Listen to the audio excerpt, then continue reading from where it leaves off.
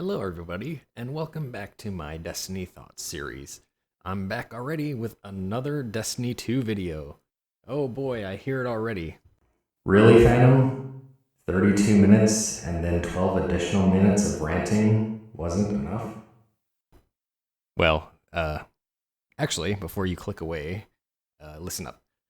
I do what I do because the game currently is not in a good place, and criticism, regardless of how offensive it might be to some people, PvP players in particular, is the only avenue that a player like myself can use to communicate to Bungie and to the other players the fundamental flaws with the game and how these flaws can be fixed.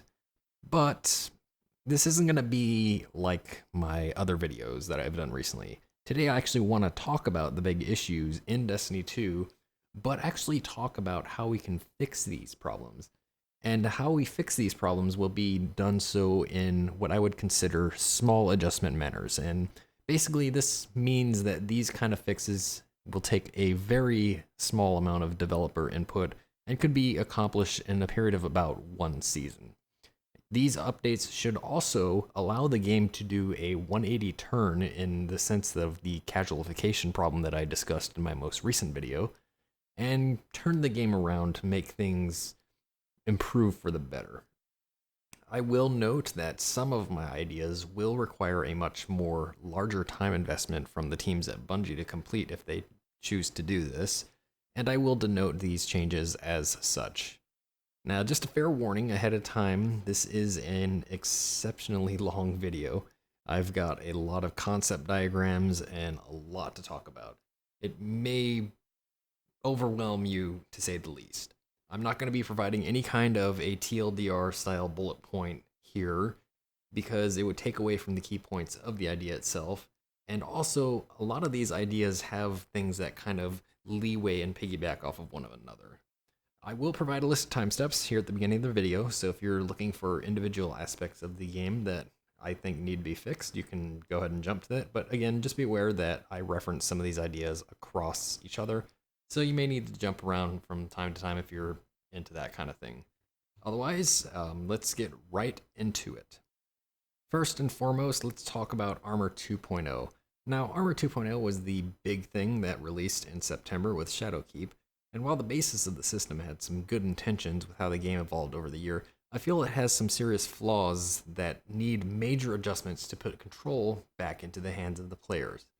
The key issues with Armor 2.0 right now are Elemental Affinity and Season 10's changes to Elemental Affinity still being a bit too restrictive.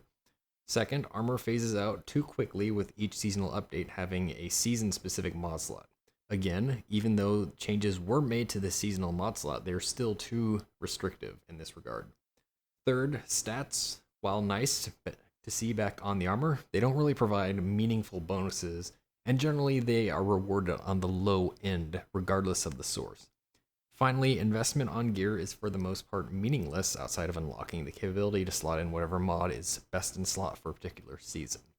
So how do we fix these problems? Now, again, I'm going to talk about some short-term fixes and some long-term fixes. In the short term, I would recommend that Bungie completely remove the restrictions that Elemental Affinity places on gears, allowing any mod to be equipped on any armor piece regardless of the mod's and the armor's affinity. Now, there would be some exceptions to this. Obviously, we have elemental resistance mods, and I would actually implore Bungie to introduce a new elemental singe mod, which kind of works like a minor version of the singe modifiers that are in place right now. I would retain the Season 10 system for switching affinity on gear, but I would make the elemental affinity apply more towards the cost of the mods itself. So secondly, what I would do is I would make it so if you match a mod's element with the armor's element, the cost of that particular mod goes down by 1 point. Third, I would get rid of the seasonal armor slot. Instead, I would move all seasonal mods to the general armor mod slot and add a second general armor mod slot to the gear instead of the seasonal mod slot. Then I would reduce the cost of all the general mods in the game right now because you're going to have a saturated pool to work with.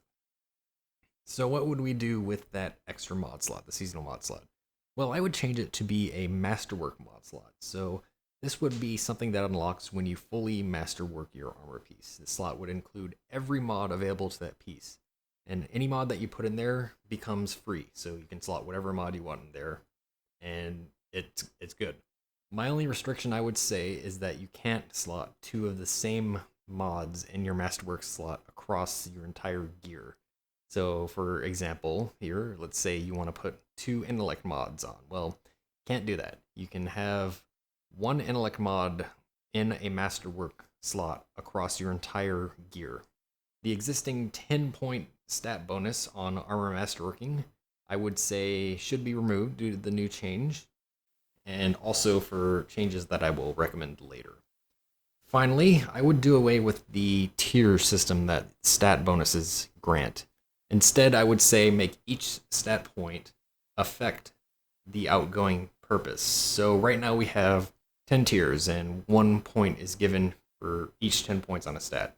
Instead, what I would do is I would take the 2 tiers and linearly interpolate the values to give you a in-between on your stats. This would encourage people to stat build their armor.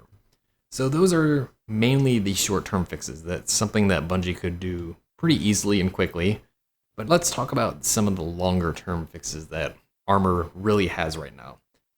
The first thing is kind of specific to Gambit, but I personally feel like Bungie should deprecate the Gambit Prime armor sets and replace it with a single armor set. So Illicit armor set, Outlawed armor set, Notorious armor set, and each of the Gambit Prime set effects, Reaper, Collector, Sentry, and Invader, would just become general armor mods, but players would need to collect these mods from the respective Reckoning tiers, and there would be one for each slot. So, for example, an Illicit Reaper mod for the helmet, or a Notorious Collector mod for the chests, and so on and so forth. Secondly, I would introduce a new currency, Pinnacle Shard, and this is going to be talked about a bit, so hang with me here. I would allow armor stats to be further upgraded once the armor is masterworked with this currency, and this is given from Pinnacle activities. The player could then select to either increase one stat by a fixed amount, or have a randomizer option which increases a random stat by slightly more. I would also at the same time increase the maximum stat value to 150 here. And the reason I would do this is because when all stats become maximized, so that's 900 in total, the special stat would be introduced, and I would call this Radiance. And this would be a PvE specific stat, and this would go from 0 to 100. And it can only be increased one at a time with one Pinnacle Shard each.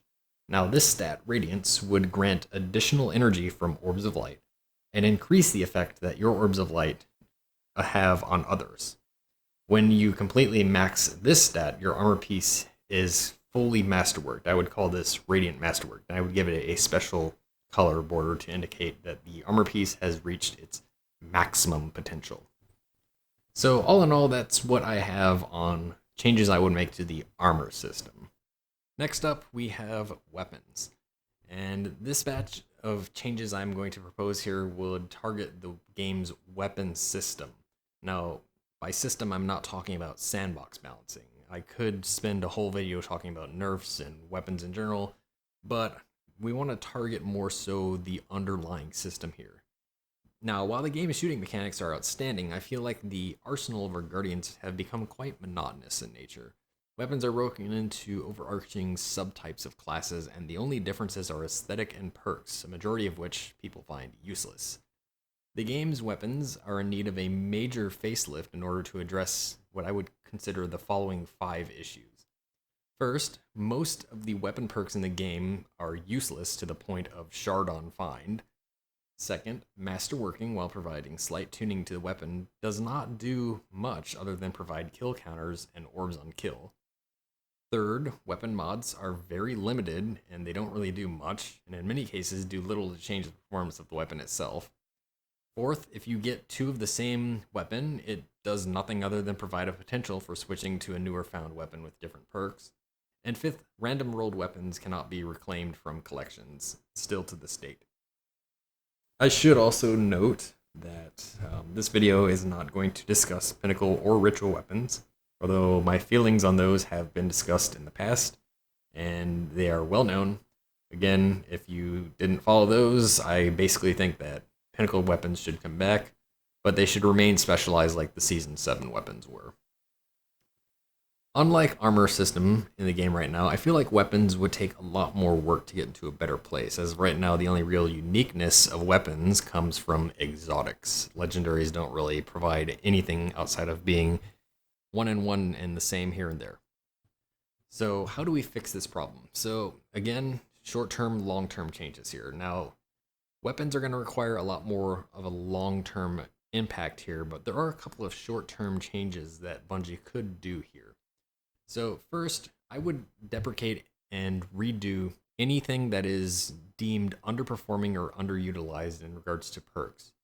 Any weapons that currently have these perks would be re-rolled while adding a new suite of perks that could contend with the top tier perks in the game right now. So I'm thinking like Outlaw and Rampage, those are your top tier perks. Additionally, I would say add to every legendary weapon an additional perk column with an extra perk. And this would be favoring your existing high power perks. And these would only be unlocked upon fully masterworking the weapon. Now, I discussed this in my March State of Destiny 2 video, but I think Bungie really needs to take a page from the Division here and introduce high-powered trade-off perks. And these would be perks that are even stronger than top-tier perks, but it requires you to trade off something in return to be able to use this. Additionally, I think the old enemy burn perks from the first game, so that would be like your Shank burns or your Lich Banes, your enemy effect perks. These should be re-added to the title to instantly diversify the available weapon perks that feature damage bonus options. These should provide great bonuses that are stronger than your top tier perks, such as Kill Clip and Rampage, because they are a lot more specific in nature. The second thing I would do to weapons today is I would change the kill counter system to just by default show both PvE and PvP kills at the same time, and just drop the whole masterwork requirement, and this would go for all weapons, including exotics. Third, I mentioned the new currency, and I think that they should be able to be used on weapons as well. And this would be used to further increase masterwork bonuses beyond rank 10. The key difference is, however, is that unlike masterworks, which seems to grant a fixed bonus, I would make the effects of these increases exponentially drop off beyond plus 10, so you don't have a snowball effect with like a ranged shotgun or something like that. Finally, at the gunsmith, I would say introduce an option to reroll masterwork stats when a weapon is completely masterworked. This would cost an increasing amount of materials each time you reroll that particular item. And if you used any of the beyond masterwork, so that would be beyond plus 10, those would be lost when you reroll the stat. So that's kind of what I would do in the short term to kind of make weapons feel a bit more interesting and to give them a bit more for players to hunt on them. Now, in the long term, there is some more we could talk about for weapons. First, I would say, like the Division, introduce a recalibration option to the game. This would be at the gunsmith. When you're holding two of the same weapons, I would let the gunsmith give you the ability to transfer one perk from one weapon to the other by consuming the weapon with the perk you want and giving some materials at the same time. This could be done as many times as desired, but the cost to do so on that particular item would increase each time. Secondly, I would redo the entire weapon mod system to behave more like armor mods do right now. So each masterwork point gives you a mod point on the weapon. Mods would then use these points and have kind of an affinity thing, although I'm not sure how that would work on weapons. We would have general weapon mods, which would be your existing weapon mods in the game right now, and then some new slots. So we would have a weapon class mod. So, for example, there would be auto rifle mods, scout rifle mods, so on and so forth. And I would also move the anti-champion effects to its own mod slot on the weapon and just have them be kind of available at all times. I would make the rarity of the weapon determine how many of these mods can be equipped at any given time, so your commons and uncommons can have 1. Your rares and legendaries 2, and exotics would have 3. I would make these weapon class mods grant new perks to the weapons that can drastically change how the weapon performs, even to the extent of changing the archetype of the weapon. So a little crazy example I have here is What if there was a sniper mod that granted burst fire, so you would fire a 3 round burst of your sniper, but it would be weaker bullets? Or perhaps you just have a perk mod, so let's say I have an outlaw mod. Well, I slap that on and I get outlaw on my weapon. The masterwork mod slot, as I talked about in Armor 2.0 updates, would also be introduced here. And this would, instead of doing what it does on the armor example, which I said should just be able to slot any mod, I would have it be a specific set of weapon masterwork mods. So this would be your existing orbs on multi kills, or additional things like if you activate your super, you get a full magazine, or if you get kills with this weapon, it generates ammo for your allies, or double the masterworks out of the bonus, so on and so forth.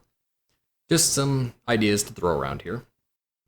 Third, for the big issue with weapons right now, which is you can't pull a random roll back, I would introduce an option at the gunsmith to disassemble a weapon to discover it in your collections page. What this would do is it would grab all of the perks and masterwork options currently on that weapon and unlock it in your collections. And then, if you decide to take that weapon from your collections, it would randomly roll from what you have discovered and give it to you.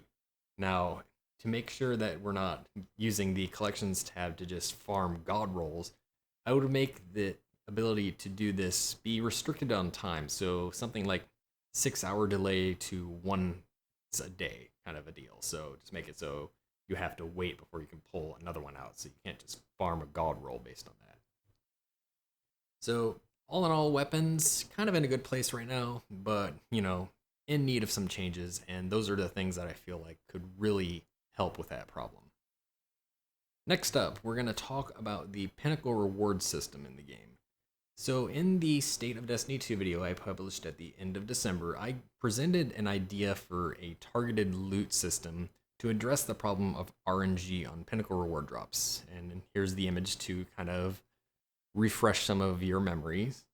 To recap, what this would do is it would add a new tab to your director that would add a set of weekly challenges that, when completed, would award a fixed piece of Pinnacle gear. So, for example, there would be a kinetic weapon challenge, a helmet challenge, etc. These would be fixed objectives, with the rotation being the specific raids, dungeons, and what reward would be earned by completing those challenges. Now, I presented this idea to the Reddit and didn't really take off that much, but I did get a couple of feedback points that I feel should be discussed here. First, the biggest feedback is that the challenges themselves shouldn't be fixed, and they should also rotate weekly. And some additional challenges should be introduced. So, for example, maybe the challenges complete a specific raid challenge in a week, or complete a set number of Nightfall ordeal strikes without dying, or complete a raid in a fire team with a player that has not cleared the raid. Anything to deal with existing Pinnacle activities. The second change I would make is introducing a new Pinnacle cache to the game, and this would be awarded upon completing your first, third, and all of the weekly challenges, so you could get 3 of these per week. These would reward a random Pinnacle armor piece with a high stat roll, along with some of the Pinnacle shard currency that I discussed earlier. And also, I know I talked about this in the past 2 videos, but Bungie dropped the Pinnacle drops in your 4 extra sources that were introduced.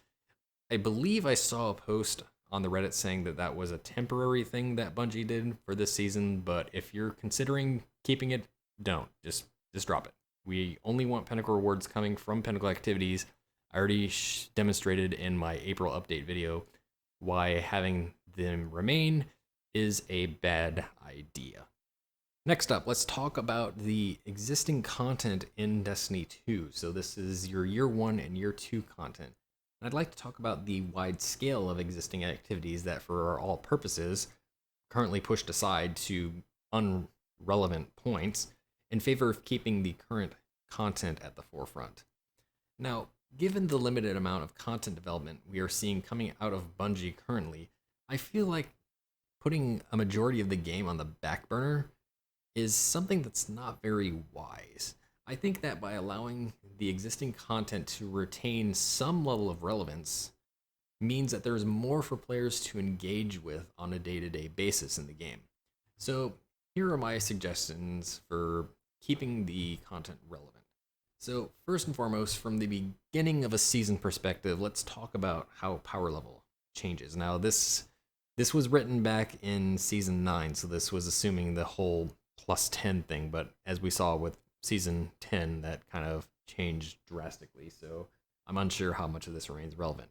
But let's go ahead and play this example here. So let's say season 11 rolls around the corner and we're not getting 50 points increase, we would only be getting 10. So the new pinnacle cap would be 1020, soft cap was 1010. Instead, what I would do is I would make it be based on, is there a new in-game PvE centerpiece to that season? If there is not, so let's say there's no new in-game centerpiece for that particular season, instead of going plus 10, I would go plus 20, with the first plus 10 being over the existing pinnacle cap. This would be the new hard cap, and then the second plus 10 being the new pinnacle cap. So again, let's play the season 11 example. The new hard cap in this case would be 1020, and the new pinnacle cap would be 1030. Now, for seasons with a raid, however, I would say make the increase plus 25 to plus 30, the same plus 10 for the first hard cap, and then the second plus 15 to plus 20 for the pinnacle cap associated with the new pinnacle raid content. So basically this just expands the leveling up a little bit more. Now, that kind of makes the game a little harder, right?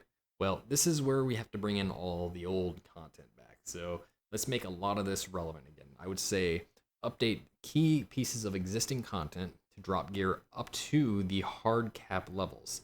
And this could include Escalation Protocol, Blind Well, Dreaming City activities, Forges, Reckoning, and Menagerie. This would be the easiest thing for Bungie to accomplish at any given point. It doesn't take much work at all. In fact, all they have to do is go back into their activity tables and just say, oh, the rewards here are now powerful in nature. This would be a really good move. It would instantly expand the width of relevant content in the game without making the new content irrelevant for progression by means of the Pinnacle Rewards system still in place in the game. Next up, I'd like to have a quick discussion on Dungeons, the newest PvE activity addition to the Destiny franchise. So this was pushed as a 3-man raid activity that could be completed alone. Dungeons push light mechanical challenges and boss encounters at players who might be stretched for a fire team for raids. Now, in terms of dungeons themselves, I don't really have much to offer here. I think they're perfectly fine. I feel as if they just need to be kept up to par with all of the content, as they are incredibly limited in quantity. So here's what I say you do for dungeons. First and foremost, I would reclassify the mission The Other Side, now that was your Bad Juju quest, as a dungeon. Although this is a really short mission, I feel like this would be a great source for some quick adjustments. And to do this, I would just add a little node in the Leviathan menu that you can access this once you've unlocked it once. Second, I would add a new mode to all dungeons. The first mode would be called Pinnacle Mode. These would always be at the seasonal Pinnacle gear cap and power. Now, each encounter in this mode would offer a weekly Pinnacle drop and the new Pinnacle Shards currency that I talked about. Second, I would add in a Mastery mode to all dungeons. Now, these would be 20 points over the season's Pinnacle gear cap, and they would have weekly rotating modifiers. Additionally, Mastery mode would have no checkpoints, and Extinguish would be on. So if your fire team wipes, you're kicked out to orbit. Now, what would you get from this? Now, this is where things become a little more interesting in what I think Bungie could do here. I would personally introduce a new tier of gear called Pinnacle Plus. And we'll talk about Pinnacle Plus later, but I feel like one Pinnacle Plus drop should be awarded, as well as a boatload of in-game materials. Like this needs to be the top tier thing. In the long run, I say that Bungie really needs to do a pass on Shattered Throne and Pit of Heresy, and give to each of these, along with any upcoming dungeons, a unique set of gear and weapons to collect from the dungeon. This would separate that piece of content from the rest of the content. So instead of making it like a destination activity, make it its own unique thing. That's all I got for dungeons. So again, like I said, very short section. Let's move on. Next, I'd like to discuss the patrol spaces in the game and my ideas how I would change the existing open world environments of the game. The goals for patrol, I think, really need to be making patrol more of an activity that is not just bounty completions and time killing, more world building and exploration. So I think the big goal should be to revitalize the patrol space experience to think of this. I would make more meaningful rewards earnable through patrol and revitalize the whole notion of the lost sector. Now, the primary idea behind this is that every time you sign into Destiny, you should be able to hop into a patrol session, link up with the players you encounter in the open world, and have an enjoyable experience with these players. All in all, you should be able to earn progress towards your own goals as a player. Now, the thing about my suggestions for patrol is that these would all be a long-term thing. I don't think that Bungie could do all of this in one season, but, it's something to think about. First, I would reintroduce the rare versions of the patrol currency and also introduce a legendary version. I would increase the amount of supplies you collect from resource nodes and grant a chance for these resources to be collected from the world chests. I would allow each patrol vendor to accept these upgraded currencies to trade for packages containing legendary shards, a chance for enhancement cores, and a highly expensive package which could even grant the Pinnacle shards and unique rewards for each destination. So these would be weapons and armor pieces that would feature brand new destination specific perks. Next up, I would say whenever a destination is the flashpoint, I would allow resources to be gained more quickly and have a special weekly package that can be purchased once per character in a week, containing even more resources, including the Pinnacle shards. I would also decide to retool the high value targets in the system. I would make each HVT have a tier or a level of difficulty associated with them. The higher you go, the HVT is more challenging to kill and even involves some light mechanics to defeat. The higher the tier, however, the greater the reward you would earn, and this would include new destination specific rewards. So again, the armor, weapons, or emblems, and destination resources. And for HVTs of the highest tier, I feel using the director map system that broadcasts to all players that there's going to be an HVT of the highest tier arriving, that would definitely be a good thing, so all players could come and participate on the takedown. Next up, I would say I would introduce ritual weapons for destinations that is earned through a lengthy seasonal length quest from that destination. I would make these refresh every 2 seasons on an alternating schedule. So, for example, one season could do like an EDZ weapon, and then there's a break. And then the following season's like Nessus, and there's a break. That way, we're not saturating the players' schedules with these long duration ritual weapon quests. There's actually time to actually do these. Finally, I would create what's called a priority lost sector event for each destination. And how this would work is every 30 minutes, a random lost sector from the destination is selected and becomes a priority lost sector. Players would get a 5-minute notification to enter the lost sector. Once you step foot in that lost sector, it becomes a Pinnacle mini dungeon, which involves mechanics and a tough boss encounter at the end. Once you step foot in it, your fire team locks and you enter a restricted zone while you're in the lost sector, which would only drop upon completion or the elimination of your fire team via wipe.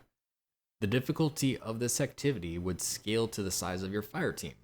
Now, if you manage to complete the priority lost sector, you would be awarded a large batch of destination materials and a chance for in-game currency. So this would be your enhancement cores and prisms, possibly an ascendant shard, or even a pinnacle shard.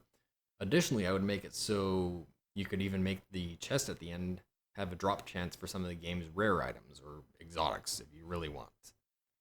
So that's kind of where I stand on patrols right now. I think that patrols really need to have a pass go through them to make the worlds more lively and make social interactions between players more meaningful. Now again, this would be a much longer term investment for Bungie to make, so maybe a down the road thing. Next up, I would like to talk about the strikes in the game right now. Right now, I feel like strikes are in a fairly good position. However, I feel there's a bit of a disconnect in these activities to the point that players either really frequently engage or they don't engage at all. The primary problems I would like Bungie to target for strikes are, first and foremost, make the rewards better, because strike rewards at the lower tiers make them completely irrelevant. Second, in-game level rewards don't seem to match the difficulty of strikes, particularly as it pertains to Grandmaster strikes, but we'll talk about those in a bit. Third, strike-specific loot, while briefly reintroduced, seems to have stopped. I don't know why this is the case, but it needs to come back. And finally, player control over strike selection has lessened substantially compared to even only a few months ago. I feel like strikes in Destiny 1 had a set period of ups and downs, but eventually landed in a great spot at the end of Destiny 1's life. I feel as if the systems from Destiny 1 were brought into Destiny 2 with some minor adjustments, that the game could become really good in terms of the strikes. So here's what I would do for strikes. And again, most of these are going to be a longer term fix for Bungie to do. So don't think about this as like, oh, this has to be done right now. First, I would introduce 2 sets of strike-specific rewards to each strike. Now, this could be a unique weapon, it could be a unique armor piece, but I would make 2 for each, and it would be the same thing. So there would be a lower tier version, which would be called the adjunct version, and then a higher tier version, which would be called the mastercraft version. Now, the adjunct version would be a lower tier reward, so kind of like a ritual weapon piece from a strike. And this could be attained by completing the strike on heroic or above, with a low chance but increasing as you go higher and higher in terms of difficulty. The mastercraft, on the other hand, would be a really high tier reward, and I think this would be like a pinnacle weapon in terms of power. And this would only be attainable when you complete the Ordeal Nightfall at maximum power, and I'll talk about that whole maximum power thing here in a bit. If you broke down an adjunct item, you would get a Mastercraft key fragment, and that would be specific to that item. So let's say there's a new weapon from Savathun's Song. You break it down, you get a Mastercraft key fragment for that Savathun's Song item. It's only used for that particular strike, and it would require you to collect a set amount of fragments to be able to craft the key itself. It's important to note that I mentioned way back in my weapon update idea that random roll gear should be reattainable, but restricted. Now, obviously, this means that those adjunct items should not be reattainable, because otherwise you just need to get one and then just endlessly recover and delete the item. So what I say you do for that is just make it so you can't recollect the adjunct item until you collect the Mastercraft version at least once. The key could then be consumed when you complete that Nightfall Ordeal strike at maximum power. Again, we'll talk about what that means here shortly. And this would guarantee the Mastercraft version of that item to drop from the chest. And based on the fact that you're going to have a boatload of new items to get from strikes and a long-term chase, you should introduce a Vanguard title to collect in the game based on getting all of these new items. Second, for strikes, I would redo the Nightfall system entirely. I would just make it so all strikes, when you select from the director, just has 3 options: normal, heroic, and Nightfall.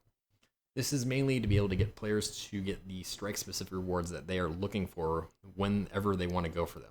Now, obviously, you can retain the strike playlist to have matchmaking for those modes, but if you select a strike from the director, I would disable matchmaking unless you're playing on normal, for instance. If you're doing a heroic or Nightfall, you should be able to just go for it. Third, I would reintroduce the controls of the Nightfall card to be full and functional. This would, again, offer full control over power level, and now it would also include champion modifiers so you can activate champions on a strike. In order to be eligible for the Mastercraft items, remember I said that a strike needed to be considered maximum power. So what I would say this means is that you need to have the strike be at a certain power delta threshold, so it's a challenge. It needs to have champions enabled and have modifiers. And what Bungie should do is make it so, in order to show that you are eligible for these drops, give it the Masterwork yellow border around your card to say, yep, you're all good. Just jump on in, do the strike, and you're eligible for rewards. Finally, we'll talk about changes to Ordeal. The only thing I would do is just make it so the pinnacle reward you get from the ordeal is changed from 100k points to just completing the ordeal on Master or above, and adjust the power level of Master or Nightfall each season to reflect the seasonal power increases. That's all I got for strikes, so let's talk about the next. And this is a great way to leeway from strikes into more strikes. Let's talk about Grandmaster 2.0, as I would like to call it. Now, Grandmaster Nightfalls were the only piece of in-game PvE content announced for this season, and therefore was expected to be something worth doing. But shortly after its launch, it's clear, like everything else that Bungie has done since Season 9 and the start of 10, they've lost their focus on what players really want out of the game. Based on what we've seen out of the first 2 weeks of Grandmaster, the key issues I take away from GM Nightfalls are first and foremost, the obvious one. If Bungie is building content to be viewable, it's not really content for the in-game player base. This is not an objective of game design that you should be following. Players would rather play the content rather than sitting and watching someone else play the content. Second, I can just bash this point into the head from everything in this video. It's rewards, rewards, rewards. Seems like everything Bungie has done over the past 2 years has been a slow scaling back of both the quality and quantity of rewards. It was determined that the Ordeal Nightfall Warden of Nothing was bugged to present double drops, and this had universal acclaim by the community. Everyone loved it, and you patched it. Good job. Third, there is really no sense of mastery from Grandmaster Nightfalls. Instead, you're being focused on a singular challenge and artificial difficulty to push barriers to the community instead of demonstrating how players can build to become better. While some hardcore players are supporting the contest modifier for this activity, I feel this is not really the time or place to use it. Finally, most players will see this content as one and done. You complete it once and you never touch it again. I would try very hard whenever you're doing something like this to minimize the amount of one and done content you do for this game, especially given the fact that there's not much content we're going to be getting from the seasonal model. So, how do we fix it? How do we fix Grandmaster Nightfalls? Well, first, I would completely redo how the contest modifier works. It's called Contest 2.0, basically. As I mentioned, one of the biggest problems is that there is no sense of mastery you earn by doing Grandmaster Strike. You do it once, you complete it, you're done. That's it. What I propose that Bungie does is introduce an adaptive contest modifier, which decreases the effect of the contest modifier based on the amount of times you complete the Grandmaster Strike. So this would be an adaptive modifier that decreases each time you complete a strike tied to that particular strike. So let's say you do Grandmaster Insight Terminus. You beat it. Well, right now you have a minus 25 power delta applied to you. So the highest you can be is 1025. Well, I would say you beat the strike, your delta goes down by 1, so now the highest you can be is 1026. And each subsequent completion would then push the player closer and closer to eventually matching the strike's strength. Now, it's up to you if you want to cap this at some point eventually, but I feel like this should allow players to eventually match the level of the strike, so they're on par with the enemies in the strike. Second change I would do is, I mentioned with the dungeons, the Pinnacle Plus gear. So what is Pinnacle Plus gear? Well, Pinnacle Plus gear, I feel like, should be a top tier piece of gear that can be earned in the game, like the best of the best. This would be gear that has a cap 5 points higher than the Pinnacle cap, and by default comes fully masterworked and is guaranteed to have a really high stat rolls when you get it.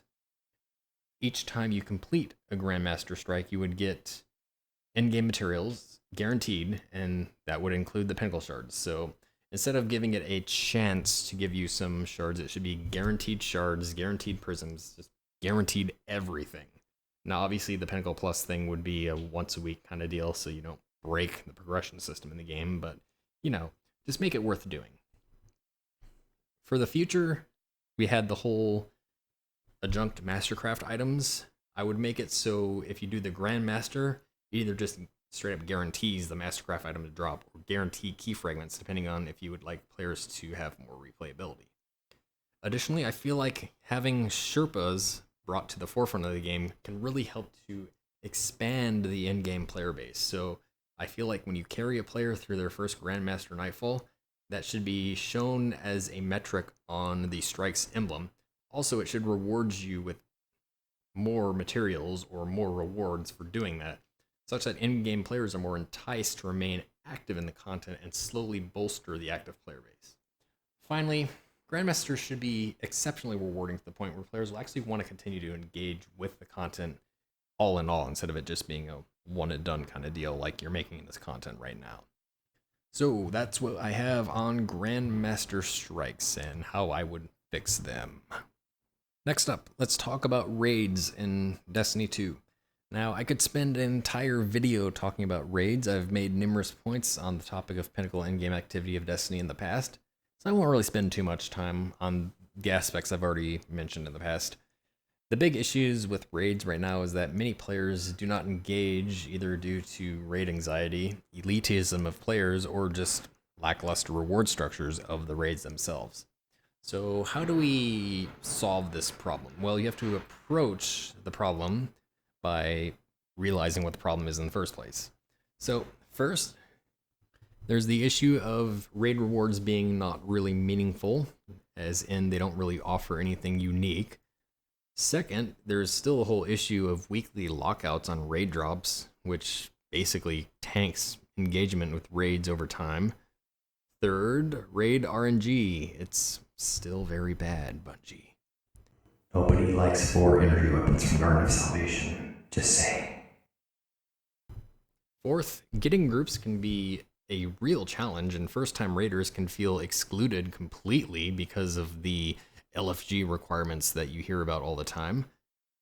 Fifth, the whole notion of day one raiding and completion and the race and the elitism, blah, blah, blah, blah, blah, and the rewards you get from it, blah, blah, blah, blah, blah. It's just problem after problem after problem, Bungie. So we need to talk about that, and we need to get rid of that. Finally, there really needs to be a level of an additional challenge for the high-end players to reach above and beyond in terms of raids, and it needs to provide equal rewards of worth that all players can eventually strive for, even if you're not really, that big of a raider right now, but you can eventually get into a team that can be all like, yeah, sure, let's go for this challenge.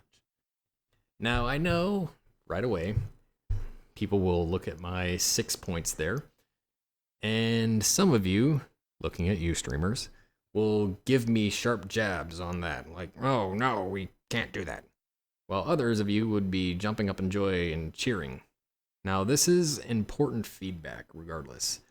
If we want raids in Destiny to continue to be seen as the pinnacle activity of Destiny, they need to be adapted to be a more enjoyable experience for the player base as a whole, and not just for the top 10% of the player base.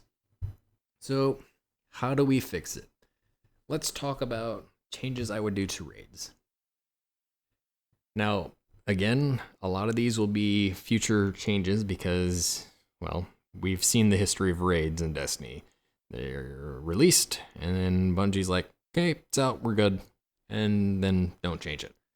That needs to stop. So, first and foremost, Bungie, you need to actually jump back on the ball and go back to your old raids and fix the problems with them. Second, I would make it so the old raid-specific perks on armor and weapons are reintroduced, and I would also introduce armor set bonuses, kind of like how you have the Gambit Prime set bonuses. Do the same thing for raid gear. Your logic on armor aesthetic over performance is severely flawed, especially seeing as you're trying to become an action MMO game. Given the introduction of the universal ornament system, there really is no excuse for why raid gear shouldn't be a step above the other gear in the game. If you're so afraid of PvP balance, and you really shouldn't be in this case, then just make sure the perks are PvE specific, or only specific to that raid, or only active when in that raid. Third, future update warning here. Remove all raid armor and weapon drops from activity encounter completions. Wait, what did you just say? Yeah, you heard me right. You can't do that, fam. There's no rewards. All right, hear me out here. Right now, when you complete an encounter, you get a drop. Well, what if instead of getting a drop, you got raid materials? So, like generic materials, or encounter specific materials, or boss materials, or hidden materials. Make these materials not exist on a weekly logout so you can just earn these materials over and over again.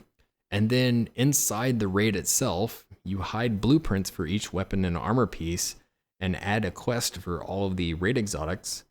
And then make it so instead of just getting the rewards, you go to a new table in the tower next to Ikora, for example, and craft your raid gear from the materials you collect in the raid.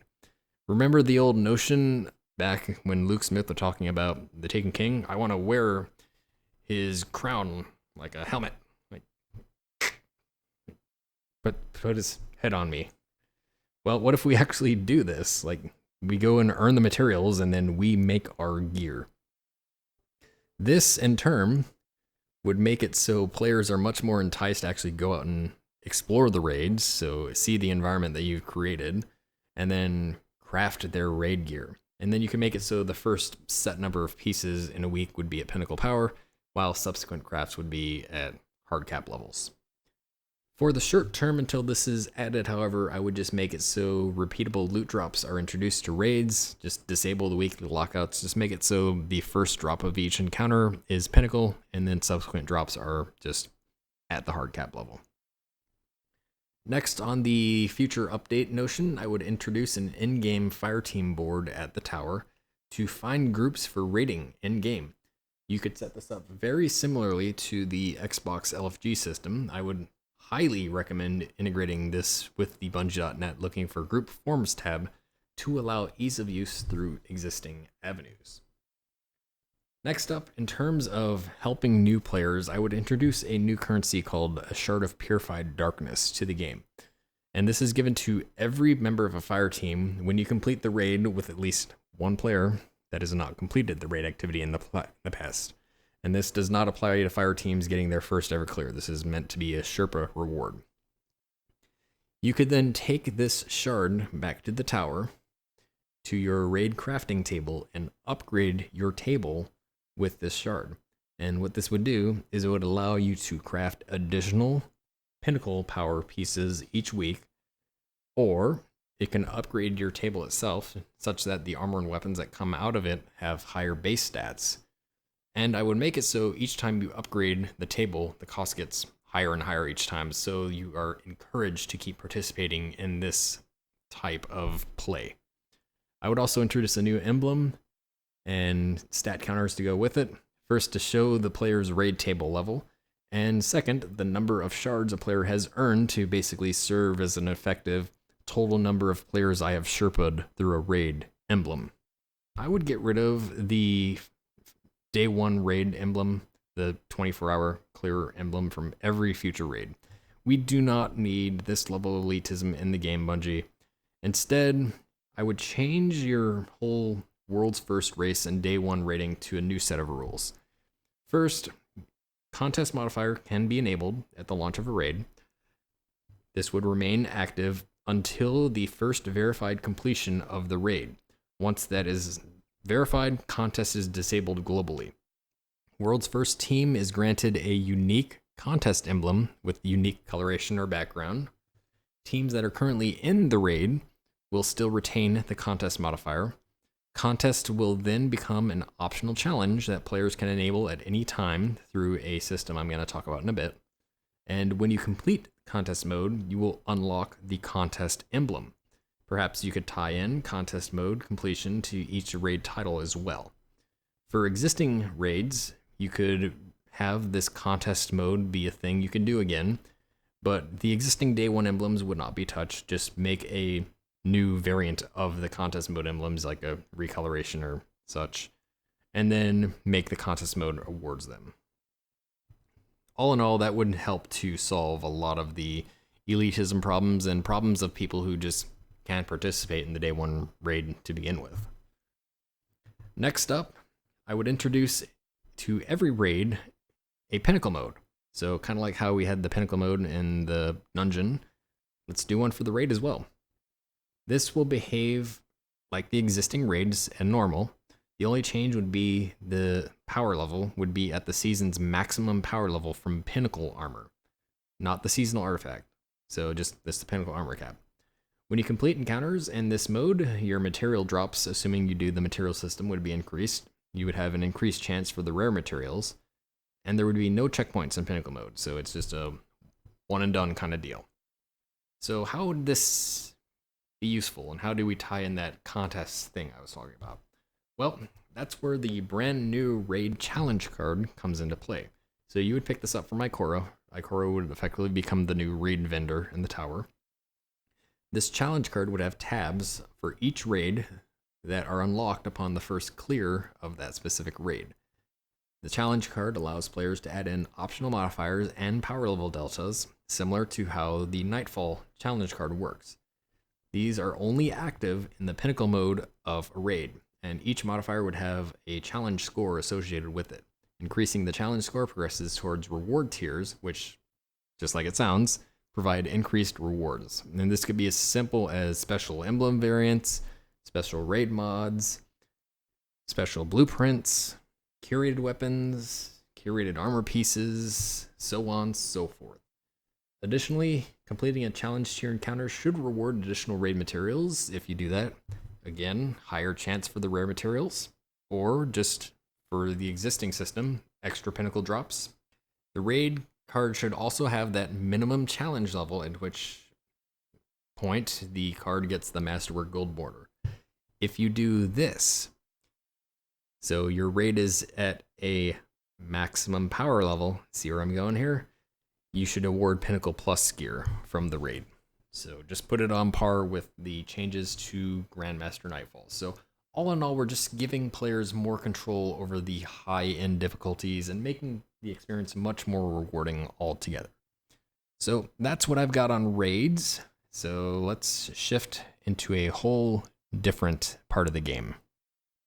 All right, let's talk PvP. Changes to the Crucible. I reiterate again, Destiny is not, nor will it ever be, an esports compatible title. You people need to stop treating it as one. We've already seen what happened this season, folks. We do not need another season of PvP, nor do we ever need a season of PvP. PvP is always and always will be the side activity of the game. It is not a sustaining factor, and you can quote your Twitch viewership on Trials Weekend as much as you want, but the player base in Trials continues to fall week after week. Stop. You're not going to win this argument. Ever. The bulk of the player base has been and always will be PvE-centric. Bungie is well aware of this. They already went through a season in the past where they tried to see what would happen. Season 6 bring up any memories, folks? The game really isn't on solid ground right now, hence this video, to be fact. I said this before, but fixing PvP is an iterative process. It's going to take multiple seasons of changes. Like, it's kind of these small steps. So what exactly are the problems with PvP right now that are hurting the experience more than they are helping? Now, I could do a big video on this, and, well, technically I already did last year, so let's just talk about it. Well, first and foremost, PvP has become way too hyper-competitive in nature. It's just not fun. Matchmaking based on skill in every playlist just fuels this hyper-competitive environment that just removes the whole social and fun nature of PvP from the game. It's much more toxic. You just get people who just can't stand losing. PvP quests often involve player behavior that is counter-cooperative in nature, causing many games to become lopsided significantly, especially when we're talking about Iron Banner weekends. There are no social PvP modes in the game. It's just straight up PvP. There's nothing to brush up on the side for fun. I suppose maybe Scorched is a little bit, but again, that's not what I would call a social mode. And then finally, the biggest problem with the game is, all in all, the competitive playlist as it stands. All these points sound familiar? Well, they almost echo my April video on the problems in the competitive playlist, and that's my April video from last year, by the way. Most of these problems originate from player behavior more than anything else in this game. Sure, a lot of this is Bungie's fault, but it's more so you, PvP player. You treat every match as an ultra-competitive sweatfest, and by doing so, ruin the experience for pretty much everyone else, and the only thing you're doing is just fueling the complaint topics and the consistent, oh, nerf this, nerf that. It's broken. Get rid of it. Yeah, that's on you, folks. So how do we fix it? How do we solve the PvP problems? Well, the short and simple answer is we drop competitive from the game. Literally. What do you mean by that? Well, what I mean by that is pretty simple. First and foremost, we need to remove skill-based matchmaking as it exists currently. Instead, you need to favor fairly balanced teams of players that are at the same skill level based on their highest earned ranking and player statistics from the current season, not overall. Remember, players' behavior changed over time.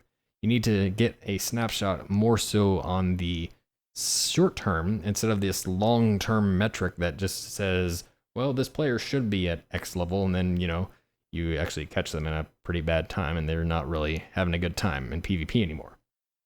Also, Bungie, please stop matching low skill players with high skill players, period.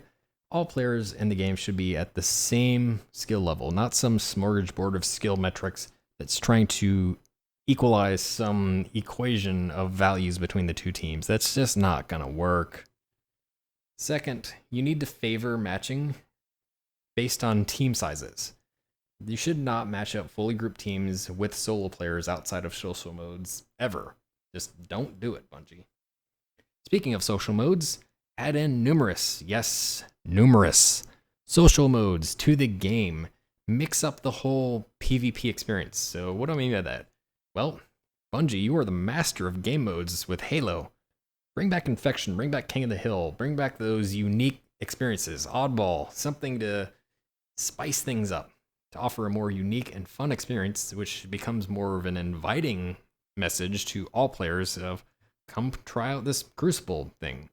And make the addition of these new social modes the focus of PvP for a whole year. Just take year 4 and make it the year of social PvP. Break the mold on the current state of the Crucible. Make it something that players of all skill levels feel more confident in engaging with. And I guarantee you will see your PvP population shoot through the roof. Fourth, let's redo all of the existing PvE quests to be more respective of player time based on a player's skill level. Iron Banner, for instance, should not be matching players with an average of 0.5 KD against a full team of Unbrokens, while saying, you know what, go get 25 scout rifle kills. You think that's ever going to get done, Bungie? Yeah, I don't think so either. You really need to investigate the assists part of it, making the team effort progress these quests, not just a one-off kind of deal. We all know that kill hogs are the thing in games. Just look at Reddit during Banner Week, especially when you have your crazy weapon type quests. People aren't happy.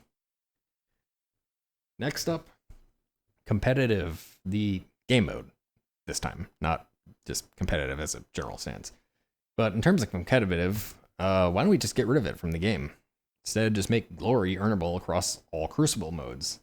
Make specific modes, however, additional glory sources. So like survival or banner would be the source of glory if you really want to earn glory. I would make the streaks more substantive for glory, so maximum point gain would be at 10 wins instead of 5, and have every rank below legend cap, so a player cannot drop below that rank once earned. Alright, trials. What do we do about trials? Well, what we really need to do about trials is get rid of the sweaty ultimate PvP experience that you have created. It's just toxic for the game's health and really needs to be completely revamped to be more friendly and opening to all players. Card-based matchmaking in conjunction with skill-based matchmaking need to be factored into consideration along with the amount of times a player has actually managed to go flawless. Therefore, you can't just gatekeep over and over and over again, because as I talked about in my April video, again, the one from last year, the whole gatekeepers notion was the biggest issue with the competitive playlist, and guess what? It's the biggest issue with trials. Whoop-de-doo. Who saw that coming? Give you a hint. I did. Well, that's all I got for PvP, so let's kind of move on, I guess. And that's all I really have in terms of the big sections of the game. So let's kind of finish things up here by wrapping everything together. So again, remember I said there was a lot of things that were short-term and a lot of things that were long-term. So let's say I were to take all of the short-term things and kind of summarize them into one nice big summary thing that says, oh, what if this became a patch notes page? Well, guess what? Let's just create a assumptive patch notes, or a theoretical patch notes of what this would be if they took every idea I had and said, let's do this. Now, this could, in theory, be done in time for Season 12 release. These changes are not very hard in terms of the programmatical or testing capabilities that needs to be done for them. So, with that in mind, we jump into it. So, first and foremost, economy. We introduced the new Pinnacle Shards currency. These are rewarded for weekly Pinnacle activities and objectives. The functionality of this currency is limited, but additional uses are coming in the future. Remember, we talked about how the limitations of this right now would be restricted to just increasing bonuses on weapons and armor, but the additional changes, such as rerolling masterwork abilities and the recalibration, would come in a future update. Armor 2.0. Elemental Affinity no longer restricts mod selection outside of element-specific mods, so that would be the Singe and Resistance. If you slot a mod that matches the element of the armor piece, the cost of that particular slotted mod is reduced by 1 point. A new set of Elemental Singe mods would be added to the general armor mod slot. The seasonal mod slot is completely deprecated. All seasonal mods are now general mods, and all armor pieces now have 2 general armor mod slots. All existing general armor mods have had their costs reduced due to the inflation of the general armor mods. And the Masterwork mod slot would be introduced. It is unlocked when you fully masterwork your armor, and any mod can be slotted into this slot free of cost against the armor's mod total. However, 2 of the same mod cannot be equipped on multiple masterworked armor pieces at any given time. Finally, all armor stats are no longer broken into stat tiers. Each stat point boost will now apply a linear gain between the 2 original stat tier bonuses. In terms of weapons, a large suite of underperforming weapon perks and underutilized weapon perks have been either removed or retooled. A suite of high performance trade-off perks would be introduced in the place of that. These would offer significantly increased effects compared to the highest performing perks in the game, but come with a trade-off. And I provide a little example here of Gunslinger. Killing an enemy with a precision hit allows for an extremely rapid reload, but only half of the magazine is reloaded. Enemy burn and enemy effect perks have been re-added to the game, although major adjustments have been made. There would be general burn perks such as mechanical burn, which offers comparable, if not slightly better effects than a fully stat rampage weapon, only for specific enemy types. Enemy-specific perks, such as the return of the fan favorite Shank Burn, would apply a much more substantial damage bonus against these enemies. Finally, specialized enemy effect perks from Destiny 1, such as Lichbane, Mutineer, and Darkbreaker, can now be found on weapons once again. Kill counters are now automatic on all weapons and show both PvE and PvP kills at the same time. Weapon masterwork bonuses can now be upgraded beyond plus 10 using the Pinnacle Shard, although the benefits of increases beyond plus 10 decrease exponentially with each subsequent investment. The Gunsmith now can re-roll the masterwork bonuses on weapons. However, any bonuses beyond plus 10 are lost when you reroll the Masterwork bonus. The cost to reroll will be dependent on the current Masterwork level of the item and increases each time. Pinnacle Rewards.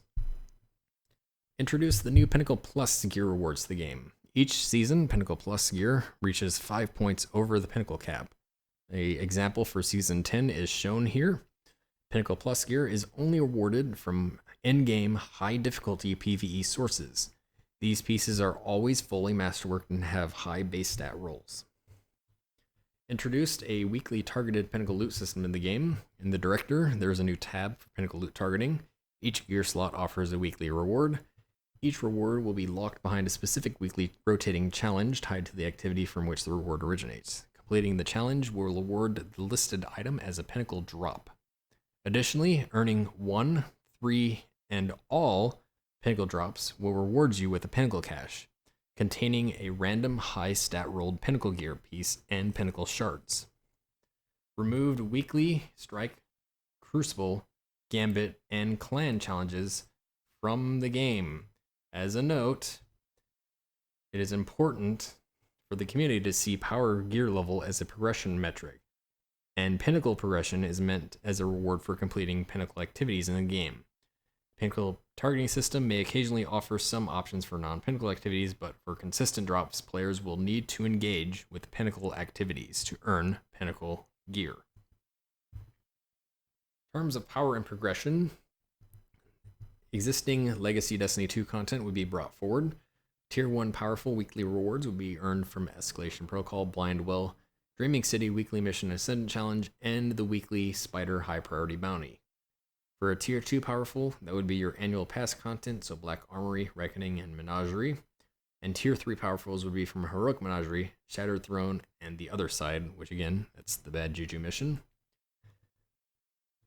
Additionally, content power levels of Legacy content would be increased for the following: Black Armory Forges to 900, Shattered Throne to 900, Tier 2 Reckoning to 915, Tier 3 Reckoning to 925, The Other Side to 925, and Heroic Menagerie to 930. Grandmaster Nightfalls. The contest modifier becomes an adaptive modifier per player. Each completion of a Grandmaster will reduce your contest penalty by 1 for that particular strike up to the point where player's power matches the strike's level. Grandmaster Nightfalls now reward Pinnacle Plus gear along with a large batch of upgrading, masterwork, and Pinnacle materials upon each completion and a substantial amount of Glimmer and XP. If you assist another Guardian to their first Grandmaster Nightfall completion, you get a bonus package from Zavala containing a Pinnacle Plus drop and upgrade materials. For dungeons, the exotic weapon mission, The Other Side, has been classified as a dungeon. The Director node is now available in the Leviathan menu upon the first completion of this mission through normal means. Each dungeon will now have a Pinnacle and Mastery mode added, which can be toggled through the Director. Pinnacle mode is at the seasonal Pinnacle gear cap and offers weekly Pinnacle rewards for each encounter. Mastery mode is 20 points above the seasonal Pinnacle gear cap and offers a weekly Pinnacle Plus drop for completion. Mastery mode does not have checkpoints and has rotating modifiers, including Extinguish, which is active at all times. For raids, weekly resets and rewards, all raids can now be run repeatedly for reward drops. Only the first clear of each reward-granting encounter per week will be at a Pinnacle level. Additional clears will offer hard-capped rewards. XP gain from encounter completions has been substantially increased, with full raid completions awarding bonus XP based on which raid you complete. A short list of the raids have been presented below as a little example there. In terms of future raids, Day 1 and Contest, all future raids will no longer feature a Day 1 exclusive emblem. The world's first team-specific emblem variant has been added in place. Contest will be active during the race. Upon the first verified completion, Contest is disabled globally. Teams still in the raid retain the modifier. If you complete the raid while Contest is active, you get a Contest mode emblem. Contest then becomes an optional modifier players may add to the raid at any future point in time. All existing raids will have this modifier and a Contest emblem variant added. These will be similar to the Day 1 emblems, however, they will be alternately colored. The existing Day 1 emblems will not be adjusted. Pinnacle mode. All raids will now have a Pinnacle mode added, which features encounters at the seasonal Pinnacle gear cap. Completing encounters in this mode will grant 1 Pinnacle drop per week. There are no checkpoints. Pinnacle raids are scored, tracking for total time and total score. The raid challenge card is now available for Mycora. This will be similar to the Nightfall challenge card, allows the host to apply custom modifiers, including contest mode, and power deltas to the raid. For Destiny 1 hard mode fans, I would also introduce the lightless modifier, which enables the old hard mode system. So basically get rid of the token revives and light fading and just make it so if you die in an encounter, you're dead until the encounter is over or team wipes. Adding modifiers or increasing the enemy level delta will increase the score modifier. Increasing to specific levels will offer a heightened chance for higher stat rolled gear pieces and a small chance for Pinnacle drop. XP rewards for each encounter and full raid completions will scale based on the total challenge added to the raid. Reaching a high enough score modifier will apply a Masterwork border to the card. When you complete encounters in this form of the raid, you get Pinnacle plus gear pieces. Challenge cards are only active in the Pinnacle mode of the raid. I would also add a new title to the game based on triumphs for completing the new raid challenge card triumphs and contest mode completions for all existing raid. Finally, for the Crucible, adjusting matchmaking algorithms.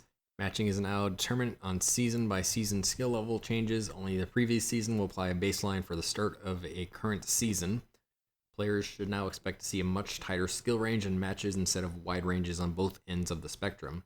Team size is now heavily factored into matching algorithms. Teams of players should now expect to match against teams of similar sizes. Iron Banner quests would now be adjusted to count assists, and quest objectives would be monitored over the season to drive future changes. Glory is now earnable in all Crucible playlists. Players will earn less total glory per match. However, glory gains would be increased when playing in Survival and Iron Banner.